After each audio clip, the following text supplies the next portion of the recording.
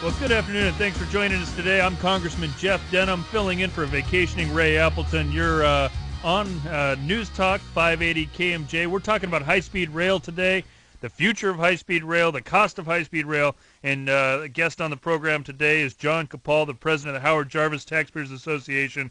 One of the things that we're discussing is what happens, what are the next steps, and right now the project is supposed to be started next year, building a length of track from South Merced to Bakersfield, and so that plays right into the legality of this bond and how it was supposed to be implemented, because it was written in Prop 1A that it had to be a route that was a contiguous route, that you had to have a purpose, a train that would be able to go back and forth on there, and when you have this small segment that's going to sit for many years, that question has come into play. One other thing I wanted to just touch on that is different from other bonds, different from other votes. John, you and I talked about this earlier, but to pass this bond, to put it on the ballot, took a 2/3 vote. But this can now go back before the legislature on a majority vote in both houses, and at a time when you've got Republicans that have certainly raised up an eyebrow on this and very concerned about the project, and now Democrats who once supported the project in the recent Senate hearing that they had in Sacramento, now voicing their disapproval of it.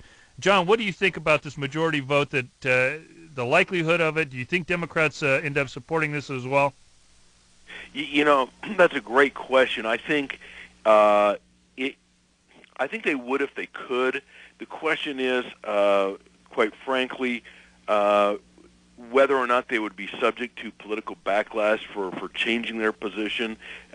In my view, I think it's an entirely legitimate thing to say, I was an original supporter of this because I thought it was good for California. We need a good infrastructure. I thought it was good jobs, and I could support a $33 billion project.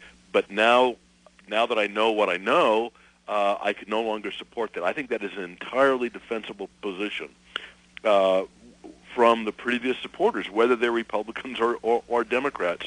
Whether or not that's going to happen, I don't know. The one thing, Jeff, you and I have not spoken about is the amount of PR money, how much money has already been spent on things like public relations, lobbying, and we know that there is a substantial amount of money trading hands in support of this project.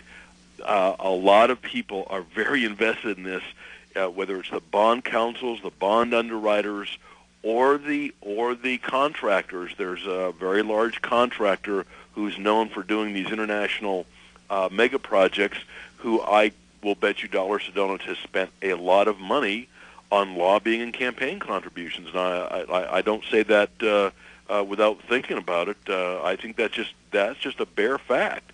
And so the question is, after all the political investments, not just the investment of money, but the political investment, can we get to a point where we can stop the inertia of this project?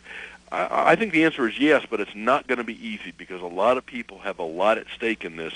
I mean, if you go on the High Speed Rail Authority's website, they've got this very fancy animation that they spent millions on. So those are the kinds of things that we face, and we'll see what happens. Absolutely. $3.6 billion that came from the last stimulus package last year. Of that money, there's $3.3 billion left. So the $300 million that's been spent, I know a lot of that's been done on consultants. I'm sure there's been some graphics and other things that have been put out there, but certainly a lot of questions still need to be answered. Right now, let's go to the phone lines. We've got Steve on hold from Madera. Steve, welcome to the program. Hey, good afternoon, gentlemen. Great show. Hey, Steve. Thank you. Thanks for joining us.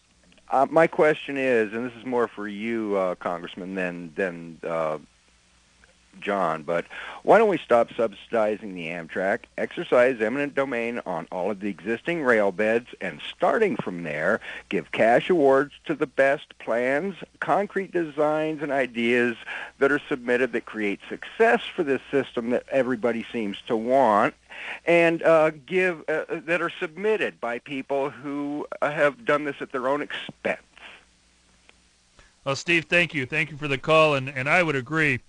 You know, right now we subsidize Amtrak by about $1 billion a year. That number comes up quite frequently because we are concerned that high-speed rail could be much, much higher subsidization, even though it says in Prop 1A that there's not going to be any subsidy to high-speed rail. You know, obviously we're still very concerned. Amtrak was not supposed to be subsidized, and there are certain routes that aren't. You know, it does turn a profit in the Northeast Corridor, but some of the longer legs, crank up $1 billion in subsidies every single year. So I have the same concern. I want to see the end of all of these subsidies. We've got to pay our fair share and make sure that these things are able to stand on their own. It's one thing for the voters to come in with seed money or infrastructure dollars. It's something completely different when you're subsidizing transportation for decades to come.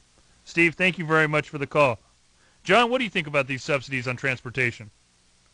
Well, a lot of transportation projects do have to be subsidized. I mean, the original interstate system was certainly built by the federal government, but there was a real reason. There was a real public purpose behind that, and the interstate project has turned out to be a substantial success.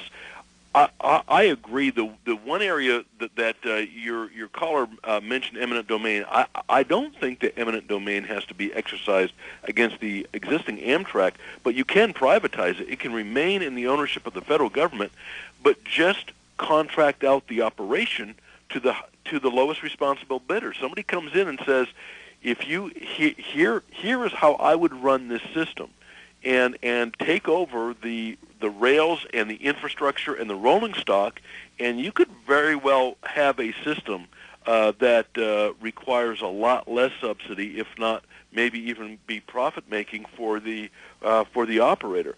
The issue, of course, is there's only a few places where passenger rail can actually make money. The Northeast Corridor is one of them. The whole Boston, D.C., New York, that corridor, you have the population densities that would justify it. Why anybody thought that California would have the population densities to justify it is beyond me. Intuitively, it doesn't make sense, and certainly the Reason Foundation said it didn't make sense because you have all this empty area between Los Angeles and San Francisco. So again, I think an earlier point you made, Jeff, is that the things that were in the original Prop 1A, a guarantee of no operating subsidies, requirements that the financing be lined up, and the environmental clearances be obtained in advance, those aren't happening. And that alone is enough to terminate the project. Absolutely. And I want to get your opinion on two pieces of legislation that are coming before the House at the same committee hearing on Thursday.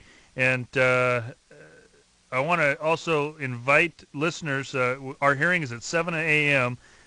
We're going to have a number of different people testifying, and if you want to view that, you can go to our website, denham.house.gov. We'd ask you to pay attention to what's happening in that as well.